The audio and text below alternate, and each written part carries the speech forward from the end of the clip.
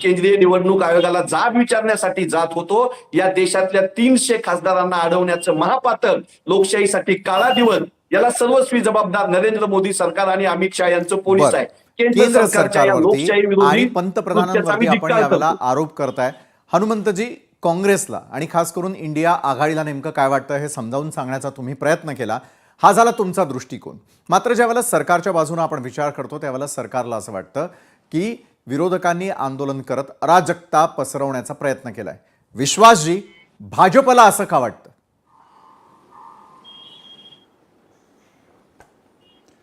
बघा विशालजी, 2024ला जेव्हा लोकसभेचे निकाल लागले मागच्या मे महिन्यामध्ये, तेव्हा काँग्रेस पक्षामध्ये त्या दिल्लीच्या काँग्रेसच्या सगळ्या कार्यालयांमध्ये प्रचंड जल्लोष निर्माण झाला होता. कारण त्यांना 99 जागा मिळाल्या होत्या. 45 वरून 99. अतिशय ते आनंदी होते आणि त्यांना पूर्ण खात्री होती की सरकार आपलंच येईल. पण सरकार त्यांचं आलं नाही. नंतर त्यांना आशा लागली होती की 240 वर भाजपला आपण थांबवलं, याचा अर्थ सरकार लवकरच पडेल. बरं. मग तिथे मग नितीश कुमार असो, चंद्रबाबू असो, हे सगळे पळ काढतील. मात्र 1 वर्ष झालं सरकार सुदृढपणे, दमदारपणे वाटचाल करत आहे. मग 1 वर्षानंतर याचं फ्रस्ट्रेशन डेव्हलप व्हायला सुरुवात झाली. आज त्यांनी जे आंदोलन केलं हा दुसरा नौटंकीचा प्रकारच होता. एकीकडे दिल्लीला इलेक्शन कमिशन आणि इलेक्शन याद्यांच्या विरोधामध्ये आंदोलन, तर इकडे महाराष्ट्रातल्या मंत्र्यांच्या विरुद्ध आंदोलन. आणि मी बारामतीचा आता रिपोर्ट बघत होतो. बारामतीला हे युपीचेच कार्यकर्ते काय म्हणत होते की युपीए सरकारचं करायचं काय, खाली डोकं वरती पाय, म्हणजे इतके गोंधळलेले, कन्फ्युज्ड आणि अराजकता निर्माण करणारे हे लोक.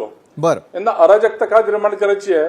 कारण यांना संविधानिक मार्गाने, संविधानिक संस्थांवर विश्वास ठेवून आपल्याला परत जिंकायची शाश्वती नाही म्हणून असे प्रकार करतात आहे. आज त्यांना इलेक्शन कमिशननी एक लिमिटेड नंबरचं डेलिगेशन यावं असं सांगितल्यानंतर यांनी 300 लोक काय नेले?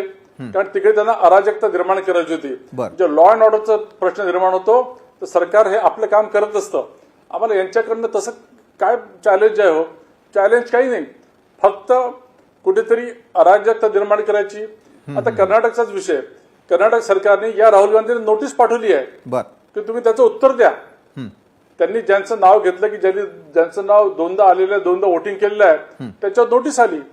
इलेक्शन कमिशननी जेव्हा यांना म्हटलं की तुम्ही प्रेस कॉन्फरन्समध्ये जे म्हटलं ते ॲफिडेव्हिटवर सांगा, काय हे घाबरतात? मुळामध्ये यांचा कोणत्याही संविधानात्मक संस्थांवर विश्वास नाही. अराजकता निर्माण करणं आणि देशाला बदनाम करणं हे यांचं फक्त काम आहे. हनुमंतजी, मला एका वाक्यात उत्तर आपल्याकडनं अपेक्षित आहे, कारण इतरही मान्यवर आपल्यासोबत जोडले गेले. बोला. विश्वासजी पाठक यांनी केलेला आरोप हा बिनबुडाचा आहे. संविधानिक संस्था केंद्र सरकार मोडून काढत आहे. त्याचं उत्तम उदाहरण म्हणजे निवडणूक आयोगाची जी अवस्था त्यांनी केली ती आहे. तर संविधानिक संस्था मोडून काढण्याला जर ते अराजकता माजवणे म्हणतात तर हो, भारतीय जनता पक्ष आणि केंद्र सरकार अराजकतावादी वागत आहे. बरं, आपल्याकडे मी पुन्हा एकदा येईलच. आनंदजी, एका बाजूला दिल्लीमध्ये सुरू असलेलं घमासान आपण सगळे पाहतोय. महाराष्ट्रात जे घडलं त्याकडे मी थोडं लक्ष वेधू इच्छितो. आनंदजी, आज उद्धव बाळासाहेब ठाकरेंच्या शिवसेनेनं महाराष्ट्रात जन आक्रोश आंदोलन केलं.